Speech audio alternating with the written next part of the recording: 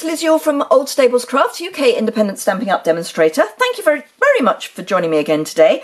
Today I'm bringing you another of the projects that I have made for the ladies that I am sharing a house with while I'm in Florida at the OnStage 30th anniversary celebration in Orlando. Yay! So excited. So I've done little gifts for them for most of the days that we're there. They're not huge things, they're just bits of fun really, and this is today's project. And it's a holder for one of these friction pens. They're pens that you can write with, obviously, but then they're erasable. So, and it's done purely by friction. One thing I have found out, however, is if you write on something and then laminate it, the ink disappears. So they're also heat sensitive. However, so little box. The little box measures 6 inches by ½ an inch by 3/4 of an inch, and that's because it's got a click on the side. So you can get 3 from one sheet of A4 paper. But I need to make another one, so I've got a piece of cardstock here which I'm actually going to cut down because I've just realised I forgot. So this needs to measure 8 inches by 3. So as I say, you can get 3 very easily out of one sheet of A4. And if you're in the US, you can get them out of one of your standard 8.5 by 11 sheets. So by 3 I said, didn't I? So let's cut that at 3. So it is really quite a small piece of card that you're working on. So yes, you have to have the courage of your convictions. So first thing to do, and if you're doing lots, obviously do this in one go because you can, is to ink up or stamp on your card. And I'm using this piece of lace from the very vintage Host set. This is one of the sets that if you spend £150 or more in one order, you can get Host sets, and this is one of those. So that's what I'm using today because I liked the whole lace look. So I've got now a thumb covered in Blushing Bride. So it's Blushing Bride ink on Blushing Bride cardstock, and all I'm doing is filling in the cardstock, but you do want to make sure that you go right to the edge because we are using the whole piece and you don't want any bald bits. So what I tend to do is to do the majority and then go back in and just pick up the bits that are missing. So we'll come in and go in the side there, and don't worry if you overlap a little bit, it's really not a problem. It's better to have the cover than to have a gap. So there we are. So that's that. While I've got the ink pad out, the other thing that we need to do is to prepare the little tag, because I've got these tiny little tags with just for you, and this comes from the same stamp set. So I've mounted up the for you on my little A block, and I know that if I have my block straight, then the stamping will be straight. Famous last words, there we go. This is just a scrap of Very Vanilla, and I'm using Very Vanilla because I want to use the Very Vanilla lace. So that's all our stamping done. Now I can grab my Simply Scored and get all the scoring done. So let's pop that out of the way.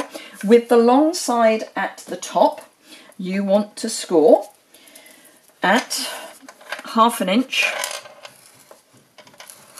1 inch, 7 inches and 7.5 inches. Then turn it so that you've got a short side at the top, doesn't matter which one, and score at ½ an inch, 1¼ inches, 1¾ inches, and 2.5. So basically you're doing half, 3/4, half, 3/4, half, because those are the dimensions of the box. So let's pop that away and do our burnishing. So bone folder. So I have to say I've had great fun. I've collected all these little bits that I'm gifting the girls over the last few months because I knew we were going, and I knew it was the five of us, including me. Whenever I saw anything that I kind of thought, oh, that'd be fun, I just grabbed it. So some of them are, I mean, I've done Tic Tac holders, which you may or may not have seen yet. I don't actually know which order I'm gifting them, so I don't know which order I'm going to show the videos. So yeah, okay, so you need to decide which your back and your front is. It doesn't actually matter. You just need to make sure that that you make the decision. So I'm going to have this as my seam, so that's going to be covered up. So on the one next to your seam, you want, on the 3/4 inch next to your seam, you want to cut all the way down and then just wedge out for your seam, and then cut down, and just cut down so you're inside the score line, and then wedge, wedge. You don't need to worry about that because we're going to get rid of it. Wedge, wedge, and then you cut off the score line on the narrow, the 1/2 inch pieces, and then this piece you just cut away. So you're going to end up with that, and you need to do the same thing mirrored on the other side. So we're wedging, we're going to cut that away so we don't need to do anything. Wedge, wedge, straight down so that we get rid of the score line, straight down next to the score line, and then cut a wedge. So then we come in and take off our short pieces and this extra piece here. So that is the shape we end up with. So we've got, this is our seam, and then we've got these two which will be our flaps. These will be the bits that hold everything together, and then this bit's cut away because it needs to be cut away. Right, to make everything close easier, you want to round your corners. So if you fold it along this edge, so you've got the two flappy bits, large flappy bits sticking out, then making sure you're square on this piece, punch down, you get a nice round. Turn over and do exactly the same thing, and then fold so you've got this piece still sticking out, and again wedge, come over and wedge. So there you go. So that's all that done. So then all we need to do is grab our tear and tape, and this really is one for tear and tape. You could use the liquid adhesive, or indeed a long piece of tear and tape that is long enough for your box. Let me grab another one, which is also getting quite low, but never mind. So tear and tape all the way along, and then make sure that's well pressed down. Don't come too close to the seam because it is quite a tight box because it's so small. The smaller your box, the less wiggle room you've got, because everything's right on top of itself. Being out by a hair's breadth on a big box is easy, and you'll absorb it, but on a smaller box you need to just be a bit more careful. So fold it so you've got your sticky there, and then just fold the box over the top, and that is your box. Then close one end, whoops, close one end up, pop your pen in, get rid of that bit of fluff, and close the other end, and that is your pretty little box. So we've done our stamping, so we just need to trim that down. Actually trim it off a bit that end as well because I don't want it too large.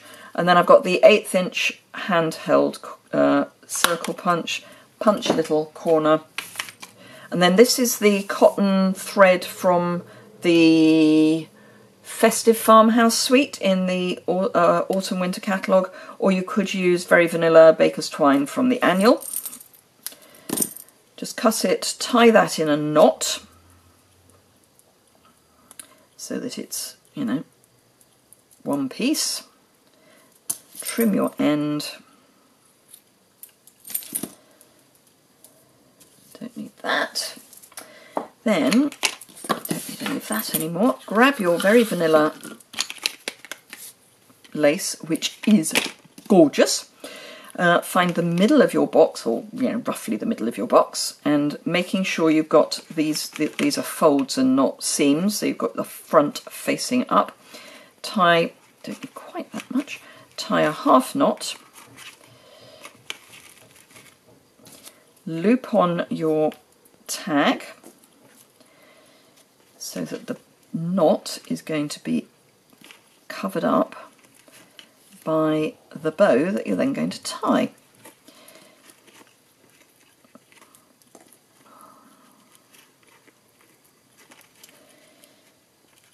Oop, come along. There we go. And this is the moment where you can just make sure that that knot, which is just there, is as tucked away as you can get it.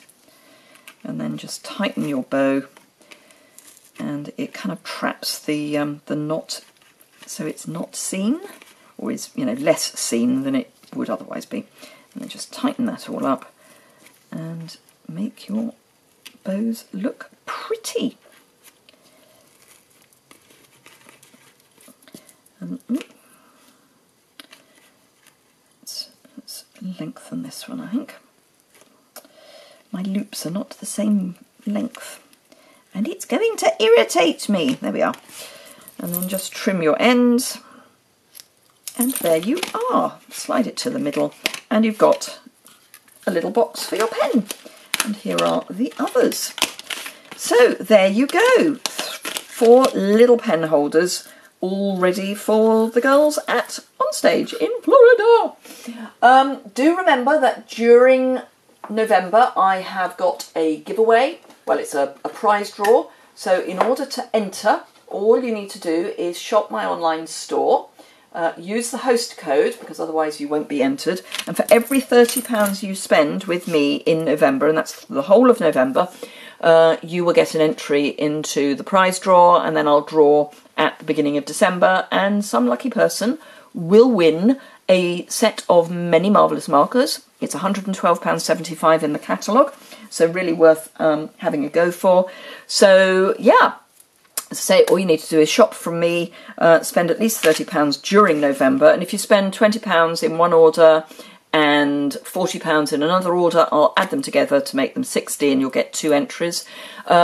You'll still get the same number of Samflower rewards as you would normally get, where you have to have £30 in an order, or a multiple of £30 in an order, but for the entries to the prize draw, I will add the total amount together. But you must use the host code. Thank you very much indeed for joining me, and I look forward to seeing you again very soon. Bye!